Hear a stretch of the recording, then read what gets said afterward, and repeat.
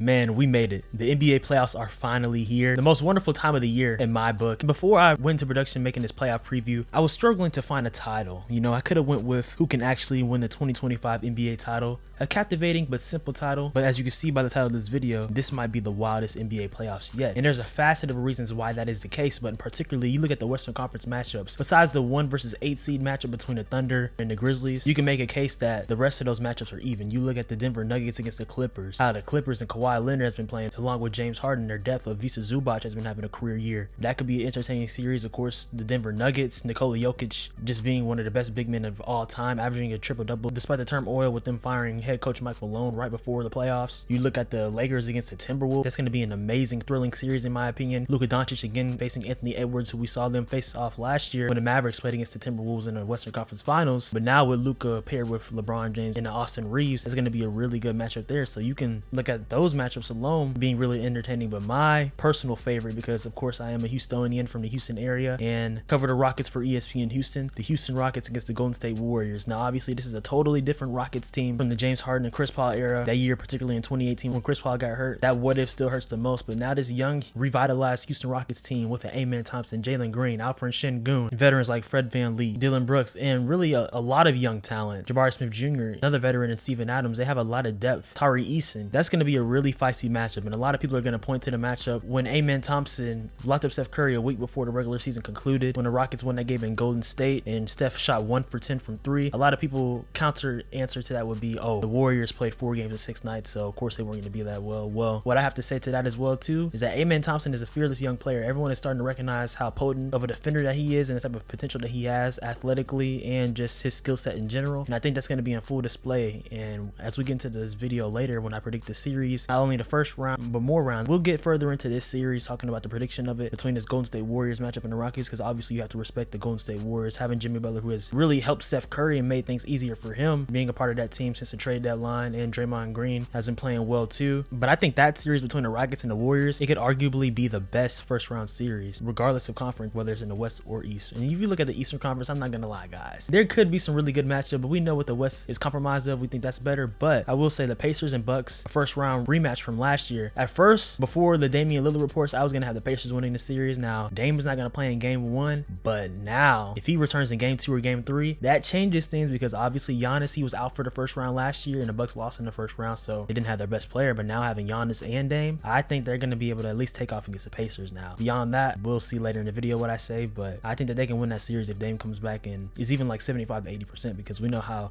prolific of a scorer and player that he is. When you look at the Knicks and Pistons, I think that's going to be a really good series as well. The Pistons team that has really shocked the world this year, the revitalization, and Cade Cunningham having his best season so far in the league, JB Bickerstaff changing that culture, that's going to be a really good matchup I think. But I will say though that a lot of people are questioning Knicks. Of course Jalen Brunson, he missed some significant time, but you know the type of pairing that him and Karl Anthony Towns has been together when healthy, so I definitely would give them a great shot to win that, but we'll get further in that series later. And then lastly with the Celtics and Magic, I'm not gonna lie, I give a lot of respect to the Magic, because early this year if they would have had Wagner and Paolo Banchero, both of them stayed healthy, they could have been like the 3rd or 4th seed to be honest with you. But of course they suffered some injuries, ended up falling into the play-in, and of course they blew out the Hawks by a good amount the other day. But I would maybe give them 1 game, but I wouldn't be surprised if the Celtics swept them, and that's no disrespect to the Magic. I know the Magic are 6-4 against the Celtics since Paolo Banchero has been in the league, but let's be honest man, the Celtics are on another level, and you can't base that regular season success as a direct comparison, because we know how crazy of a playoff run they went on last year. They only lost 3 games in total in the 2024 playoffs, so it's going to be really good. Not really going to spend too much talking about the Cavs and the Heat. The Cavs facing the Heat, I would probably give the Heat 1 game because of, you know, their grit and their culture. Seeing Donovan Mitchell play against Davion Mitchell, that would be pretty funny. But on the cool though, Davion Mitchell, he's a real pest, and you saw the performance he had in that playing game against the Hawks along with Tyler Hero. But like I said though, I just think that the Cavs have too much firepower, and they've been playing great as a cohesive unit this year, along with their bench depth and players like a Ty Jerome, who you could argue is a 6th man of the year candidate as well too. I just think that the Cavs are going to be too much for the Miami Heat. So we'll dive further into these matchups in particular later. Despite any injury, hopefully no one gets injured, of course we want this to be a healthy and clean playoffs. That's going to be a really intriguing one, because we're going to see if the Cavaliers are for real, or if this was just some regular season fluke, if they're on an Atlanta Hawks 2015 type of run, or if they can really go face to face with the Celtics. And they did have some pretty good regular season matchups against one another. Cleveland won 2 times and Boston won 2 times, and we do also know they played against each other in the playoffs as well last year. But from a coaching perspective and overall philosophy and roster perspective, with how the Cavaliers have improved, you can make the argument that Evan Mobley could be defensive player of the year. So I'm looking forward to that conference finals matchup particularly. And in the Western Conference, conference is really wide open, because you can make an argument that the Rockets can make the conference finals, that the Warriors can make it, the Lakers will make it, and of course everyone's favorite in the West for the most part, if you believe that the Thunder have turned a new leaf, will be the Thunder to make it there. But you never know, because the parity in the West is so close, so it might be hard to determine. But that's the beautiful thing about it, and that's why these playoffs are going to be significantly wild. But with that being said though, before we dive deeper into this overall NBA playoff preview, if you haven't already checked out my other playoff preview videos where I talked about the Oklahoma City Thunder, the Houston Rockets, the Cleveland Cavaliers, the Boston Celtics, and the Los Angeles Lakers, y'all go check those out. Hope y'all enjoyed these NBA playoff games right now. Hit the like button and subscribe and turn on post notifications. You know we post about here videos with the NBA, NFL, Marvel, DC, pop culture, all things of that nature. Follow me on Instagram and Twitter at SwaggyRuss, and also on TikTok at SwaggyRuss02 for more reels, short content, all things of that nature. With that being said, let's talk about these NBA playoffs. So let's get into the Western Conference first for real, because I elaborated on a little in the intro, but really I want to start off with this Nuggets and Clippers series, because what the Clippers have done at the end of the regular season, it's been amazing. They finished off their last 21 games with an 18-3 record. James Harden has still been playing great, obviously not the scorer that he was in Houston or the player that he was in Houston, but having an all-NBA type of year. And Kawhi Leonard, what he has been doing really in this 2025 calendar year, it's been shades of the 2019 Raptors Kawhi Leonard, who of course led the Raptors to winning their first championship in franchise history. In Kawhi's last 20 games, he's averaged 26 points per game, 7 rebounds and 3 assists. And in that game against the Warriors to avoid the play-in, he had 33.6 rebounds and 7 assists along with 3 steals, shooting 65% from the field. Like I said, Kawhi is locked in. He's looking like that Toronto Kawhi, and that's a scary thing and a dangerous thing for not only the Western Conference but for the rest of the league, because this Clippers team is actually deep. And when they made that trade for Bogdanovich at the trade deadline, I thought that was really good, because that provides another perimeter scorer who James Harden can kick the ball out to, who can also play make. And like I mentioned, Ivica Zubac, he has been amazing this season as well, as he's averaged 17 points per game, 13 rebounds, nearly 3 assists, shooting 63% from the field, all career high stats, which has made him from being really an average big man to being one of the top big men in the league. And that's for real. Like, if you've been watching basketball, you know that. But I think a lot of that is going to change in terms of the matchup and the type of things that he'll have to deal with facing a Nikola Jokic, because that's going to be a Herculean effort for sure. You can make the case that the Clippers can allow Jokic to get his and really shut down everyone else, and that's a strategy that could have some type of success. I will say, Jamal Murray in the playoffs, we know his reputation. My thing with analyzing Jamal Murray's game is just really frustrating how inconsistent he is at times, and he's also been dealing with an injury, and he of course returned in that last regular season game against Houston Rockets, where he only had 16 points and 7 rebounds, but he had missed some significant time. He's trying to get back into things. But if you look at Jamal Murray from his playoff career, he's averaged 24 points, 6 assists, and 5 rebounds. And if he's playing at a high level, he could be an additional weapon for the Nuggets to really utilize. And he's gonna have to earn that contract extension that he signed recently, because some people could point to the fact that he might be expendable, especially with a head coach like Mike Malone, who had been there for 10 seasons. He gets fired out of the blue like that. Maybe the Nuggets are gonna try to revitalize the team around Jokic, but I don't know. What's wild though is Nikola Jokic stats this season. I mentioned it earlier,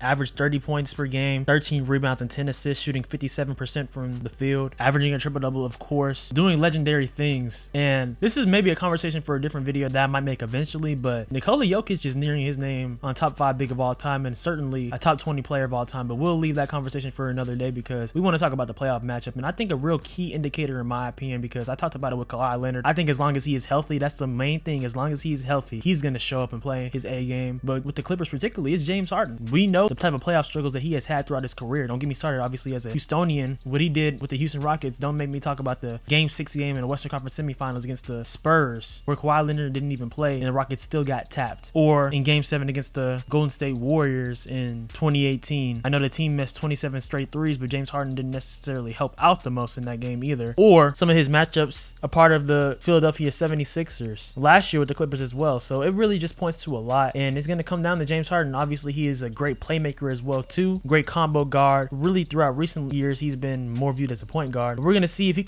has what it takes to step up to the plate, because if James Harden plays anything like he had this season, where he averaged 23 points per game, 6 rebounds and 9 assists, shooting 41% from the field, I think that'll be more than enough, or close to enough, to providing what the Clippers need from a playmaking standpoint and a scoring standpoint to help them beat the Nuggets. And if you want to talk about my prediction in this series, I'm not going to lie, I have the Clippers winning this series in 7 games. A lot of people talk about the Clippers being a team that could potentially make the finals. I see that in ways. I don't know if I'll go that far, and I'll elaborate on that more when we talk about the second and third round matchups and things of that nature. But I definitely can see them beating the Nuggets, and it's not necessarily just because I think the Nuggets aren't better. I just think that how they finished the season, how Jamal Murray just came back from an injury, and the type of defenders that he's going to have to play against. And also, I didn't mention a player like Norman Powell for the Clippers as well. That's another weapon who's been having a career year, averaging 22 points per game. I just think that the Clippers have more weapons, and they're playing better basketball right now. As I mention the stat. They finished 18-3 in their final 21 games. So I think they're just playing better basketball right now. Nikola Jokic is going to get his regardless. I don't think anyone can guard him at all in the league, despite his frame, despite his playmaking, despite him being a unicorn. He's going to get his for sure, but that doesn't matter because you can get yours all day long. But I just think that the Clippers aren't a great matchup for the Denver Nuggets. And yes, the Nuggets have home court, but really does that matter? Because like I said, you have players like Kawhi and James Harden who have at least been in the playoffs and in the league for so long that they know what it takes to win. Kawhi in particular, because like I said, James Harden has struggled, but I do have the Los Angeles Clippers winning that series in the second round and advancing to the conference semifinals to play against Oklahoma City Thunder. And when I talked about the Thunder earlier, no disrespect to the Grizzlies, but I have them winning in 5. So I'm going to have the Clippers facing the Thunder in the second round for sure, but we'll get back to the series after I talk about the Lakers and Timberwolves and the Rockets and Warriors. For the Lakers and Timberwolves series, it's going to be really good. There's no doubt about it. Anthony Edwards had this recent interview where he talked about how, of course, everyone wants the Lakers to win. Yeah. Why? I just love it. Yeah, it's dope. I mean, I love the fact that everybody want the Lakers to win. That's how it's supposed to be. They don't want the Timberwolves to win. I get it.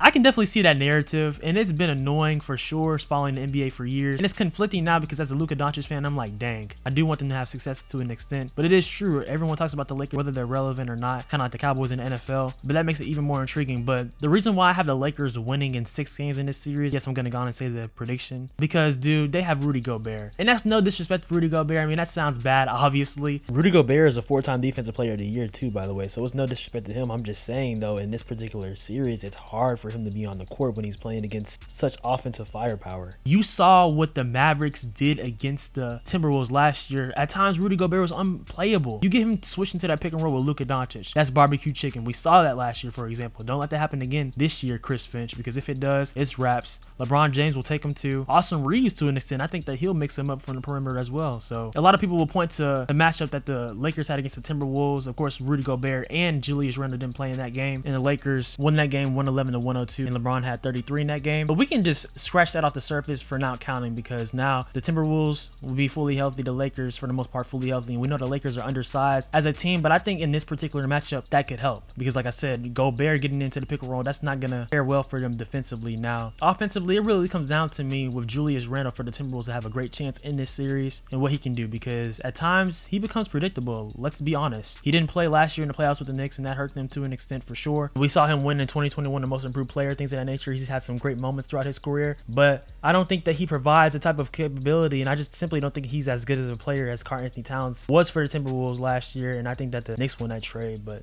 that's neither here nor there. I know that Anthony Edwards is going to step up to the table. I mean, look at his playoff stats from last season alone. He averaged 28 points, 7 rebounds, and 7 assists on that run that they went on last year. And after that Denver Nuggets series, you can make the argument that he was exhausted against the Mavs. It really took a toll on him, and that's why they kind of got worked easily. But also, you can make the argument that Luka Doncic worked the Timberwolves, which we could see replicate itself in ways. But one thing that could really shift into the Timberwolves' favor is the fact that they could take a blueprint in terms of what the Boston Celtics did, in terms of sending multiple help defenders to Luka to make things harder on him and to not let him beat them alone. By the way, you really can't send 2 at Luka because they do have LeBron and Austin Reeves, so that's going to keep the Minnesota Timberwolves defense honest to an extent, because the ball's in Luka's hands way more now, and you can't say that they are going to force LeBron to beat them, because I mean, I think he can still do that. Although that he is 40 years old, he's still playing at all-time great level, but they don't want to be humiliated by Luka, I feel like, again. And a lot of people remember that Mavericks series a lot for sure, but with all that being said, I still don't think it matters. I still would pick the Lakers to win in 6. I just think that they're the better team right now. And like I said, if I was the Timberwolves, I wouldn't have made that trade. I know obviously they made that trade because they probably didn't want to pay Cat that extension, but ultimately you lost to a better player, in my opinion. I just think that it would be different if they still had Karl-Anthony Towns. I could have saw them maybe winning in 6 or 7 potentially, but I don't know, because the Lakers with Luka in the playoffs, he always shows up being the 3rd highest points per game scorer in playoff history. But just for me, I have the Lakers winning in 6 and advancing to the conference semifinals. And that's no disrespect to Anthony Edwards, because I think that he's going to put on the show, but I just think the Lakers are a better team even without a key big man. Now for this final Western Conference matchup, a lot of people are favoring the Warriors. I think that they've been favored by Las Vegas to beat the Houston Rockets. And hey, I get it. The Warriors in their tenure with Draymond Green, Steph Curry, and of course when they had Clay, but of course not having Clay anymore, won 4 titles: 2015, 2017, 2018, 2022. Legendary runs. But I'm not gonna lie to you, this is a new time, guys. And I know not a lot of people have watched the Houston Rockets this season. A lot of people are like, what? How are they the 2 seed? They probably have a feeling like what the Sacramento Kings were a couple of years ago when they played against the Warriors. Warriors, and of course the Warriors 1-7. This Rockets team is better than that Sacramento Kings team. Let me talk no further about Alperen Sengun, who has been an all-star this year, being one of the best big men in the league. Jalen Green, who I think a lot of people have been polarized on, particularly people in the Houston area before he got this contract extension, and people still have been watchful of him, but he's been having a really good year this season, and I think it's going to tell a lot about him, how he performs in these playoffs against the Warriors and if they advance and things of that nature. But a lot of people from the Houston area, regardless or not, I mentioned this is a totally different team from those James Harden era Rockets. They want smoke with the Warriors and they want to destroy the Warriors, and I don't know about destroying the Warriors, but I can certainly see the Rockets winning this series. Actually, I do have the Rockets winning this series in 6 games, and it's not because I'm a homer, it's not because I'm from the Houston area, it's not because I covered the team for my local station for ESPN Houston. It's just because I think that this team is relentless. They might not be the best offensively, they might rank 25th in 3-point shooting in the league, but they hang their hats on defense. Dylan Brooks, we know the type of pest that he is, and it's going to be a really intriguing matchup between him and Draymond Green. He already got asked a question about being ejected, and he said this: how many ejections are we going to see in this series? I don't know. I'm not going to get ejected. I'll leave that to somebody else. But that's really funny. So we know that there's going to be some tempers flared. If you looked at that last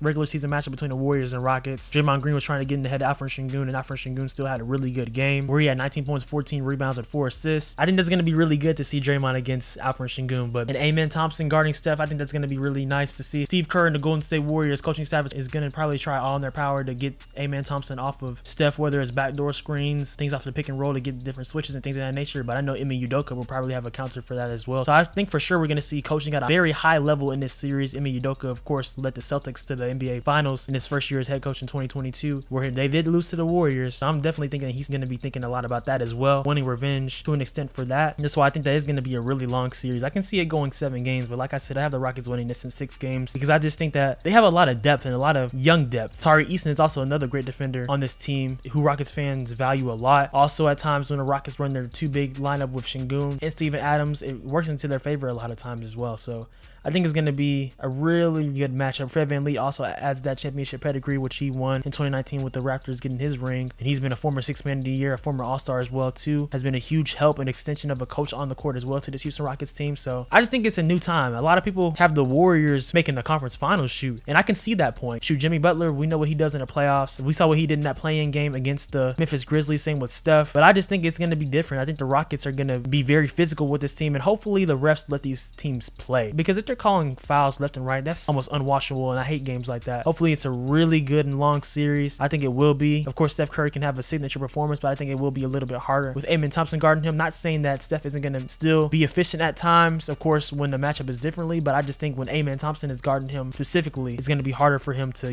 get those clean threes. But we've seen Steph Curry still go off, whether the threes are wide open or not, because he's going to be constantly moving, trying to tire his defenders out. But this Rockets team is around my age, a lot of them being 22 years old, Jalen Green 23, and so on and so forth. But I just have the Rockets winning in 6, advancing to the second round to play against the Los Angeles Lakers, which will be a really intriguing series in my estimation. For the second round, it's kind of simple to me. With the Clippers playing against the Thunder, I think that could be a really good series, but I think the Thunder will probably win that in 6 games if we get that matchup. I think that this Thunder team is just different from last year's team. It's really that simple in my opinion. I know they lost to the Mavericks in 6 games in the second round, but they're thinking about that a lot. Jalen Williams, he has been an all-star this year, having a career year, will probably make a defensive team, and you can make the argument that he should make an all-NBA team, whether it's second or third team. He's been great, and we know what SGA is. He's probably going to win an MVP award this season, and this will be against his former team in the Los Angeles Clippers, the team that traded him to the Thunder before his second year. I think that he's going to have a lot of revenge on his mind, with him being the leading scorer in the league this year, with people calling him free throw merchant at times, but with him being able to put defenders in tough situations to guard him, leading him to get into the free throw line. I think that he'll have a great series against the Clippers. And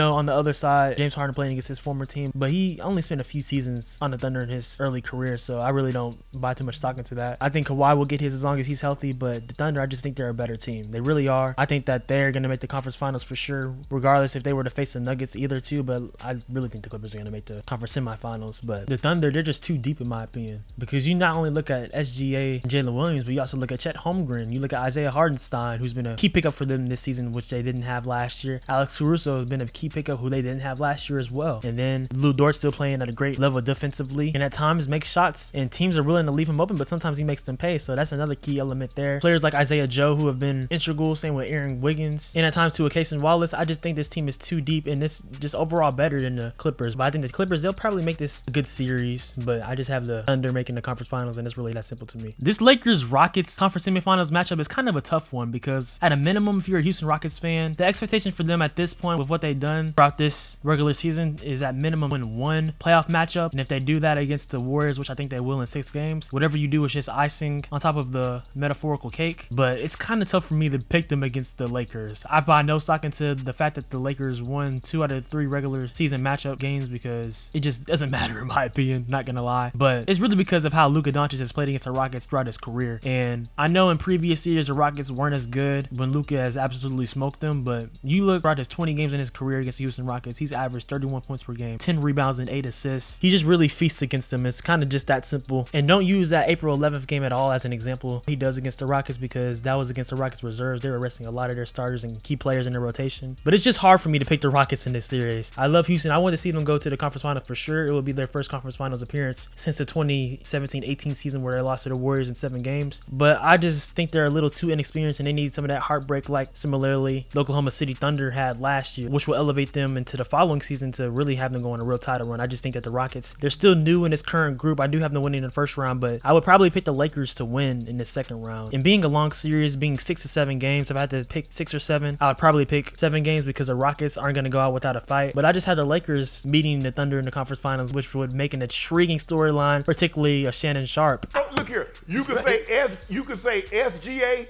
PGA, USA. Lakers in 5.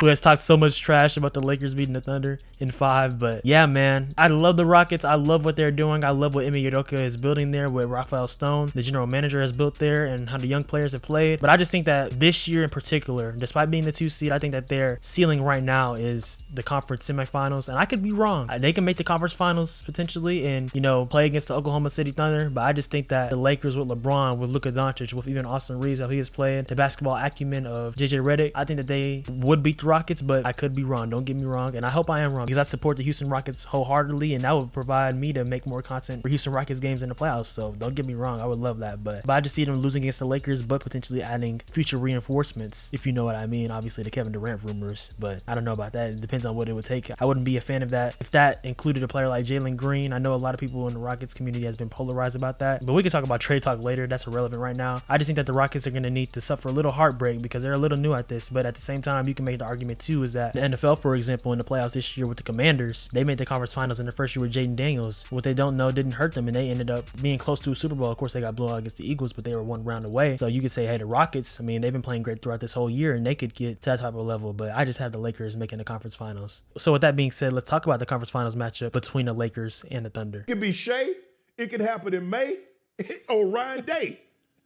Lakers still in 5. Right. Shannon Sharp can say all that, and I know what Luka Doncic did against the Thunder last year. Him and Kyrie Irving, what they did. Obviously, this is a different team with him having LeBron James now. I have the Thunder making the finals, and I just really don't think it's too much of an argument. I know the Lakers, they've been really good since acquiring Luka Doncic, but I think that in year 1, it's still going to take them to add a couple of reinforcements, particularly with big men help, to go on a finals run with Luka Doncic and LeBron James, because we know LeBron has a few years left, and the Luka era has obviously just started. But I don't have them beating the Thunder in this series. I mean, it really just is that simple for me. I have it going 6 games, the Thunder in 6. I don't think it's too debatable in my opinion. Of course, a lot of Lakers fans would probably get mad at me, and that's no disrespect because, like I said, Luka Doncic, him and Devin Booker, they're my favorite 2 players in the league. So don't get me wrong, I want Luka to win a finals so bad, especially after last season, but I think it's going to take another year for them to get to that point. But trust me, I definitely have Luka potentially winning multiple titles in his career in Los Angeles, but I don't think it happens this year. And I think that the Thunder, they've been consistent throughout this season. They won nearly 70 games this year, having a 68-14 record for a reason. They're the 1 seed last year, lost in the second round. The 1 seed again this year, winning 11 more games in the regular season. This time they're making the finals, and I don't think that's a debate. But LA, they've had a great season since acquiring Luka, and the future is bright. So let's talk about these Eastern Conference matchups. I do have the Thunder in the finals, so let's see who will meet them. And for this Cavaliers and Heat series, Cavs in 5, guys. I'm not gonna lie to you, really don't have to elaborate too much on that. I just think the Cavs are a better team this year, and in general I think the Cavs are in a class of their own, particularly against a team like the Heat. The Cavs beat the Heat 2 out of 3 matches in the regular season, but that really doesn't matter. In my opinion, probably beat the Heat in 5 because like I said, I have respect for them. But yeah, they're going to beat them pretty easily in my opinion. That's no disrespect, but that's just being real. And they'll make the conference semifinals. But for the team that they'll play against in the second round in the conference semifinals, like I talked about a little bit in the intro, this Bucks-Pacers series is going to be really freaking good. And Dame, he probably won't be back until game 3. So in that type of instance, I'll probably say that they'll split, whether it's the Pacers winning game 1 or the Bucks winning game 1 or the Bucks winning game 2 or the Pacers winning game 2. I have the Bucks winning one of those games, and when they get back to Milwaukee, I think that the Bucks will take a 2-1 lead when Dame comes back and so on and so forth, and I'll have the Bucks winning that series in 6 games. Throughout Giannis's playoff career, he's averaged 27 points per game, 12 rebounds, and 5 assists. Mind you, over the past half decade, and I know the Pacers team has been a little different, obviously, but throughout the last 5 years, Giannis has literally averaged 35 points, 13 rebounds, and 7 assists against the Pacers in that span. So it's safe to say that this is a favorable matchup for Giannis. We haven't seen him play in the playoffs in a couple of years, and that sucked with him being injured last year, but I think seeing him and Dame on the court finally in the playoffs is going to be really good. And don't get me started on what Damian Lillard has done throughout his playoff career, because he's averaged 26.6 rebounds, 6 assists, and 4 rebounds in his playoff career too. So them two together with a player like Bobby Portis, who has won a ring with the Bucks, players like a Kevin Porter Jr., who has been a star in his role since being traded to the Bucks at the trade deadline. Brook Lopez, of course, having continuity, being there for years, and they acquired Kyle Kuzma, who I think in that third role can thrive. He's a streaky scorer at times, but I think Kyle Kuzma can give you a good 15 to 20 points per game in this series, and that'll be more than enough, and that'll provide as well too. Have good shooting from a guy like AJ Green, who has been solid at times. Still have players like a Taurean Prince, and you have a Pat Connaughton, who's been on the roster for years as well with the Bucks too, who can provide some key minutes too. So I have the Bucks winning that series. And also one thing that comes down to it as well, because we know the Pacers, they have some good talent. They have Tyrese Halliburton, obviously, Pascal Siakam, who was an all-star this year too. Tyrese was a little up and down, but he ended up finishing off strong and having a resemblance of what he did last season, being an all-star. But I just don't think the Pacers can guard them. I don't think their defense is that good. I will say this though, a great strategy by them would be making Giannis beat them from the free throw line, and that could be a great strategic plan from a defensive standpoint. So if they do that, particularly in the first 2 games, and Giannis is missing his free throws, unless he just makes 15 out of his 17 or something like that he did in the NBA Finals against the Suns, then that could bode well for the Pacers, especially if Indiana is hitting their threes. They have some good players, obviously, like Andrew Nembhard, and for the record, the Pacers didn't have Benedict Mathurin in the playoffs last year too, who was a key player for them. But I just have the Bucks winning this series in 6 and advancing to the conference semifinals to play against the Cleveland Cavaliers. A lot of people have the Knicks on upset alert against the Detroit Pistons, and I can kind of see why, but I have the Knicks winning this series in 6 games. The Pistons, they've had some monumental success considering where they've been the past few years, being one of the purgatory teams in the NBA. Cade Cunningham having an electric year this season, averaging 26 points per game, 6 rebounds, and 9 assists, shooting 47% from the field. But I just simply think the Knicks are going to win. I think Karl-Anthony Towns is going to have a huge series. And the Pistons, they hang their hats on defense too, kind of similarly in ways to what I talked about the Rockets. It's not because they have another Thompson Turner themselves and a Sar Thompson, but genuinely, I just think that Karl-Anthony Towns is going to have a really good series. I think Jalen Brunson, he still worked his way back because he had an injury earlier in March and he has returned, but we know the type of success that he had last year in the playoffs. Last year, when he averaged 32.5 points per game, 8 assists, and 3 rebounds against a team, for example, like the Philadelphia 76ers in the first round last year. And I think that 76ers team last year is better than this Pistons team, or at least on a similar level. But those are 2 different comparisons and 2 different play styles in terms of a defensive standpoint, so I can see the argument there. But I just have the Knicks winning this series. I think that they'll make the conference semifinals, and really, if we're being honest, they better, because I'm sure y'all have seen the conversation about potentially Tom Thibodeau being on a hot seat, things of that nature. And that's a loaded thing in my opinion, because this is his first year having a Cat, for example. And I know he had him in Minnesota, but having Cat in New York, and then having a player like Mikal Bridges as well, and different players at that standpoint, and having OG Anunoby. But at the same time, the goal should at least be to make the conference finals. I don't think that they're going to make it because of how the Cavs and Celtics have been. I think you would get a pass for making the conference semifinals, but to lose in the first round, that might be unredeemable, especially with coaches like a Mike Malone and Taylor Jenkins in this upcoming coaching cycle too, who could potentially replace him. And that conversation kind of goes as well to the Bucks too in ways. Like I said, I do have them making the conference semifinals, but with a Doc Rivers, because you have 2 hotshot coaches, especially with Mike Malone, who can replace you if you don't do well in the playoffs and at least make the conference semifinals. Because if you lose in the first round, that looks bad. But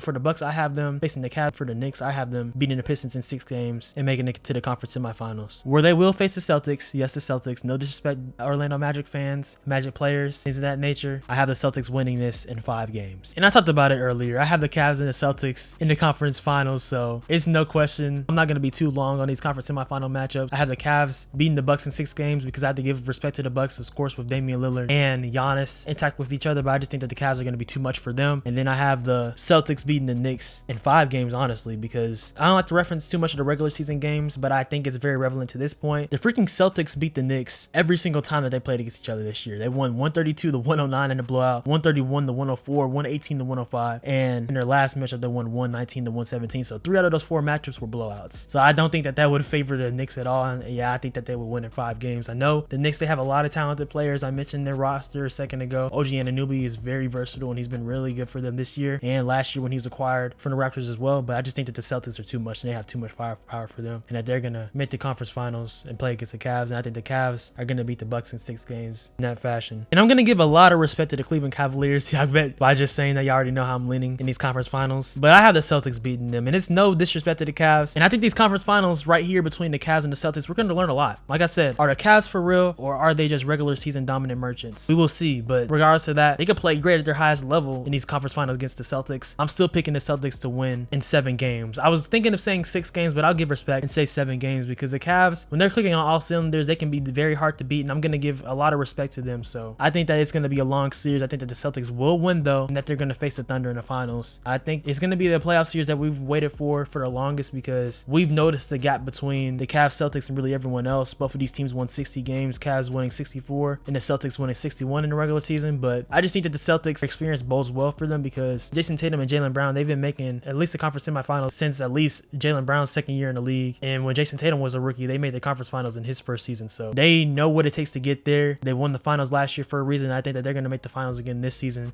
and have a chance to win 2 in a row. So before I talk about my reasoning and my prediction for this NBA finals matchup I have, and it is wild. I think it is wild to a lot of people. I think a lot of people will disagree, and it might be polarizing. Look, I recognize there's probably 3 to 5 teams that can win the finals this season. The Thunder can win it. The Celtics can win it. The Cavs can win it. Shoot, the Lakers could win it. The Clippers have been playing, they can win it. And I know that they're young, but the Rockets could win it too. But I think that the Celtics, while I know the Cavs have won the more regular season games this year, I still think they're the more dominant team. And for the Thunder, they've been the most dominant team in not only the Western Conference, but for the league in general this year. And I just think that that bodes well for both of these teams, and that's why we'll see the Celtics and the Thunder play against each other in the finals. And this is so tough, because from a regular season standpoint, Shai Gilgeous-Alexander, he went off in those 2 games against the Celtics. He averaged 34 points, 8 rebounds, and 7 assists against the Celtics. And you can say that he'll have a similar type of success against the Celtics in the playoffs. But we know how they threw looks at Luka last year in the finals, but it's different against the SGA, because he has more weapons, to an extent, more younger weapons than the Mavericks had, because those 2 teams were built differently. So I don't know, man. It's a very tough thing for me. I could switch my mind from the prediction right now saying that, oh, the Celtics will win, oh, the Thunder will win. It's tough, man, because I can see why you'll say that the Celtics will win a 2nd year in a row, because the type of firepower they have. But on the flip side, the Thunder, they have a lot of young firepower as well too. They feel like they're ready for the moment. So I think that the Oklahoma City Thunder will finally get their 1st ring in franchise history and beat the Celtics in 7 games. And people will disagree for sure. And I know the Celtics, they are dominant. They are very dominant. They really are. But I think that this is the finals that we need. This is the finals that we deserve. And I think that this is the finals that is going to put SGA in a new category in terms of top players in the league, but also just further etching himself to being one of the great guards that we've seen in this league. And it's hard to repeat, guys. I know that this Celtics team, you can make an argument that they're close to the level of those Warriors teams, but although I'll probably argue that because that team was just unfair and that they have a great chance to repeat. But I just think that the Thunder are going to win the finals this year. It's really that self-explanatory to me. I think that it really comes down to a player like Jalen Williams stepping up, because he didn't have the greatest playoffs last year, but I think that he will. And I think that the added pieces like Alex Caruso and Isaiah Hartenstein really help and benefit and go a long way in this year's playoffs. And I had the Thunder winning in 7 games and getting their 1st championship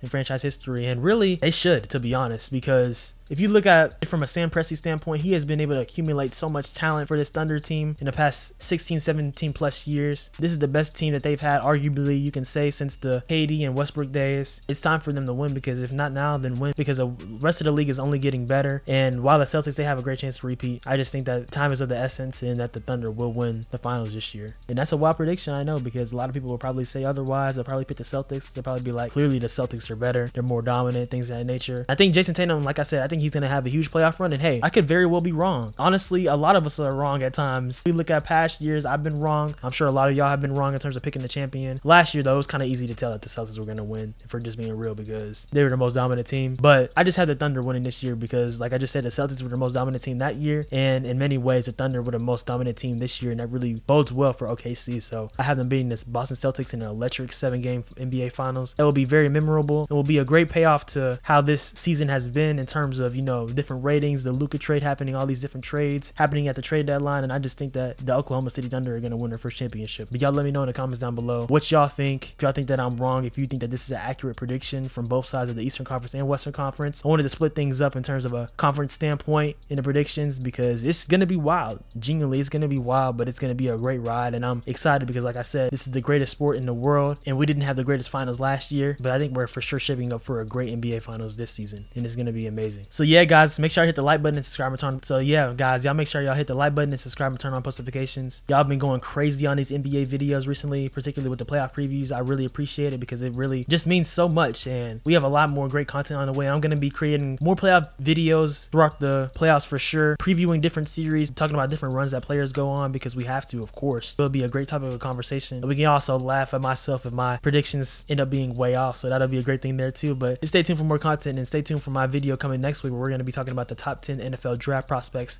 that I have on my player board because this is also the time for the NFL draft coming up this upcoming Thursday. So it's a beautiful time, guys. So y'all stay tuned for more videos and content. Like I said, hit that subscribe button. Y'all follow me on Instagram and Twitter at SwaggyRuss. Let's talk about sports, all things of that nature. Y'all can talk to me about life in general. Know that y'all have great purpose. God loves you. Jesus loves you. Know what this weekend is truly about. Celebrating Resurrection Day when Jesus rose for all of our sins and gave us a great mercy that we don't deserve. He gave us a love that is no greater that we don't deserve, but he still granted to us. So y'all be blessed. I appreciate y'all guys always. I love y'all. Y'all have a good one.